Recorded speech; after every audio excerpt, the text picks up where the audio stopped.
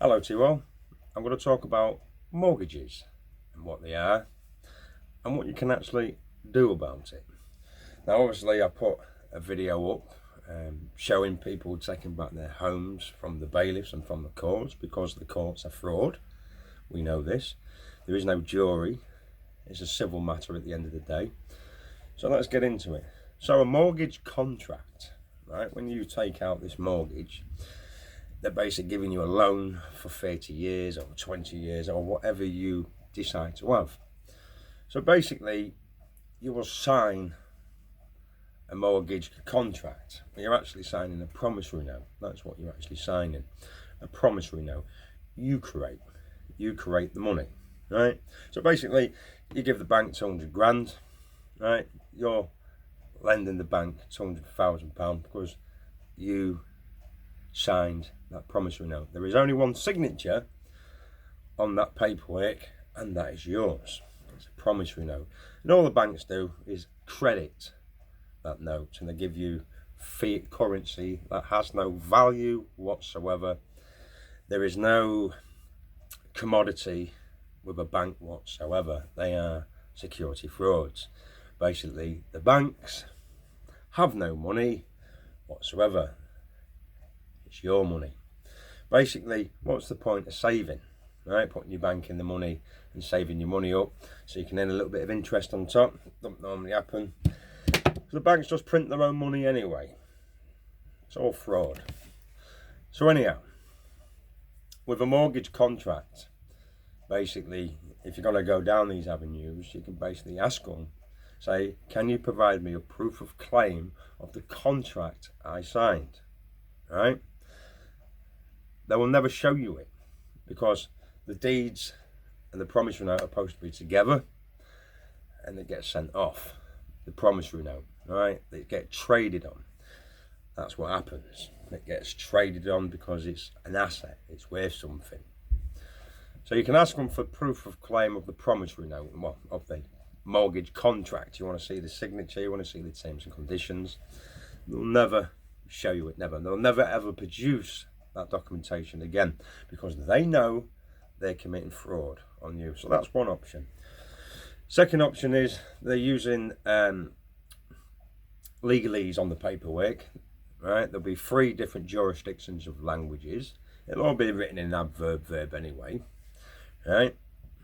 It's trickery of words. That's what it is. Obviously, because I do the syntax, the quantum grammar, I can dismiss that paperwork, right?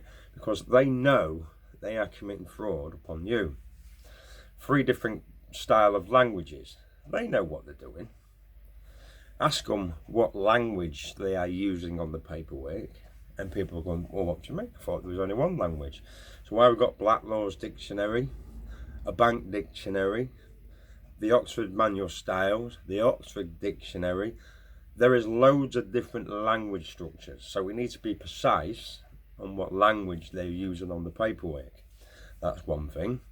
Nobody's going to take full liability and accountability for their actions on that paperwork because no one wants to be liable because they know they're committing fraud. So they blame it on a building. They basically, you're talking to a building at the end of the day. There's some of your options, right? It goes deep. It does go deep. And you can ask the banks, say, right, can you provide me a proof of claim that you had the money before you lent me it? Can you show me? They can't. That's another option you can go down. Because the money wasn't there. The money was not there. That's why. Because you created that money when you signed that promissory note. And this is what the banks do to you. They lie to you. They commit fraud over you. You can ask them, can you provide me a proof of claim that your money is a true commodity and has a true value? They can't, because they will hang themselves because they're committing fraud. Because in 1971, with President Nixon, he removed the gold from the Federal Reserve, right? That meant that the United States dollar turned into a fiat currency with no backing whatsoever. It was basically fresh air. Worthless pieces of paper that has no value whatsoever. Because the USD, the United States dollar, backs all currencies, every single one. The pound sterling is backed by the dollar. That's what I'm saying in 1941 with the Brentwood Agreement. Everything's in place, but everything's scattered about. Ask them, say, this money that you lent me, can you show me the facts that it has a true value? It doesn't. There is no value there whatsoever, because they're committing fraud upon you. Also, when you sign the promissory note, well, the mortgage deed, they're committing fraud again, because what's actually happening is the solicitors sign and date it afterwards. So that's fraud. If you're ever going to write a contract out, it should be signed on the day. It should have witnesses, right? You see what I'm saying?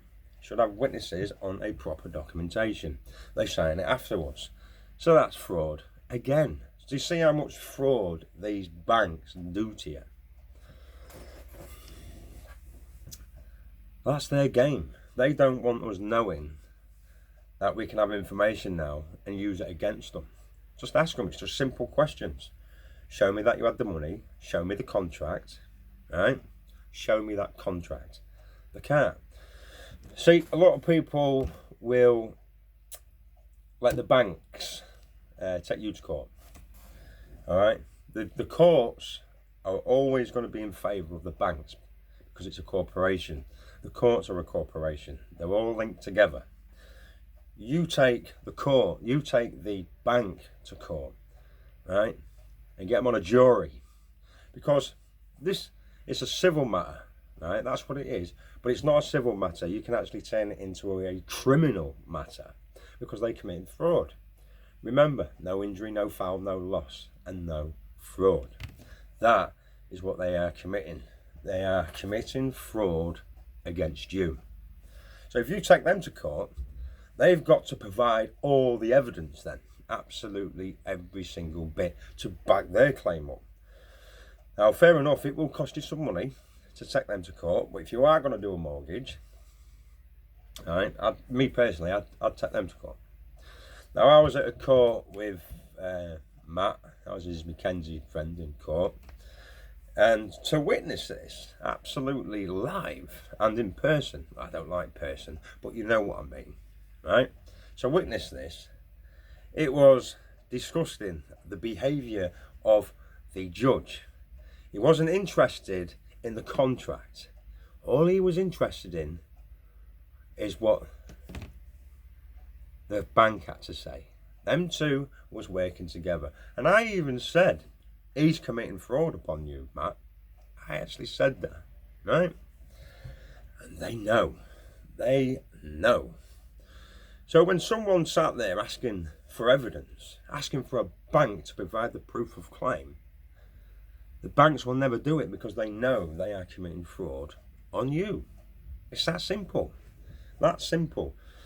So basically, you don't have to make it complicated. They've just got to answer simple questions. Is there a contract? Yes or no? Could you provide me with a contract? That's it. Ask them about the wealth. Ask them if it's backed by a true commodity. Ask them what their commodity is. There isn't. It's a security offering. Because it's a fiat currency, has no value whatsoever. The money is us. We're the true currency. Our energy. But the banks will always pull the wool over your eyes. They think that we're incompetent. That's what they think. So just ask them basic questions. So if you are going to go court, you'll always use the postal mechanics, obviously, on your documentations. You will always write everything down, your questions. You'll send them it. Take photocopies of your paperwork to proof of claim that you've sent it. Always send it special recorded delivery. So write out your documentation and what you want to ask the bank. Ask them your questions. And they have to answer them. Just make it dead simple. Really, really simple. Just yes or no questions and that's it. That is it. That's all you've got to ask. They've got to provide that information. How easy can it be? Now, obviously, the banks and the corporations and the bank, the courts, they'll all work together, because they don't want us lot overriding the banks and taking back what's ours. We all know what a mortgage is. It's a debt. It's for a dead man morgue. It's for a dead entity. But that's the tricks they like to play. So ask them questions, right? That's what I'm saying. If I bought something off you, right, a receipt, a bill, I would be able to produce that and go, there you go, there's my proof of claim. We all know the score. It's dead easy, innit? But what they'll do is, no man or no woman inside that building will take liability, because they know they are committing fraud. They know this. So they'll always blame it on a building. They want you to talk to a building, because buildings can't take liability. So always go after the CEO of that corporation. Always go after them. Play the game. That's what I'm saying. People go, nah, I've heard all this before. Well, this is the joys. When you do these things, it takes a while. Could even take a year. Could take 2 years. That's how long this process lasts sometimes. So Billy from Derby did the same procedure, basically. Ask him for the contract, right? And he did a direct debit reclaim, right? And claimed every single penny back on his mortgage. That's a fact. He claimed everything back. Then he asked the banks, provide me with a proof of claim, with the proof that there is a contract. Show me that contract. He couldn't. He's now living in the house. It's been 2 years. It might even be longer, but I'll be on a safeguard. It's been 2 years. I've been to his house personally. I've been there. I've spoke to him. I've seen it. The banks have not been back to his house. They've left him alone. And that's how easy it is. Now we're just showing a video on this channel of Matt from Derby. He's done exactly the same. He's now took jurisdiction of his house. He's asked them to provide a proof of claim. They can't. They didn't want to answer his questions in court, because if they answer his questions in court, the whole system, the whole banking system will come down. That is what they don't want. So they'll try and fear him as much as you can. But me personally, I would take the banks to court. I would take them to court and have a proper jury and listen to the evidence. That's how it should be. If the banks take you to court, you're not going to have a jury, all right? Because the judge will pretend to be the jury, but he's committing fraud in that court. Obviously, if you're going to go to court, make sure you do your witness statement, get everything down, provide the evidence. So you'll send a copy to the court, you'll send a copy to the bank, and then you'll have your copy, and you'll be a postmaster, and postmaster that are carrying over your documentations. I am going to cover videos on postal mechanics and courts and etc., but I just wanted to keep it basic just for the banks, basically. I don't need to make it complicated. I don't need to come out with big massive words. It's just that simple. Contract, right? Proof of claim. That's it. That is it. Just keep it basic. So, provide me with a contract. Show me that contract I signed. That's the most important bit of information. I don't need to be rambling on for an hour. It's just dead simple. Dead simple. But obviously when you're getting into the structures of words, obviously that's when it goes into the syntax, quantum, grammar. That's a different kettle of fish altogether. That's when you can start dismissing and actually showing that they're committing fraud with different language structures and titles on the paperwork, and they're using adverb, verb and pronouns and modifications of words and prefixes. Alright, that gets a little bit more complicated, but it's another avenue you can use against them. Alright, but you can use the Oxford Manual styles against them. Alright, you can use that against them. Punctuation, because the name will be in a dead man. Now your name should be in case text, capital, lowercase, depends how many names you've got. Alright, should be done properly. But these banks are committing fraud against you. It's that simple. Now everybody's starting to do this and claiming the houses back, claiming the money back. Why not? Good on you. That's what I'm saying. We've had fraud on us for years and years and years, and we've not fighted back because we didn't know how to beat the banks. But now the information's there and you can get straight to work and go get them. Anyhow, keep smiling. Tiddly-dee. See you on the next one.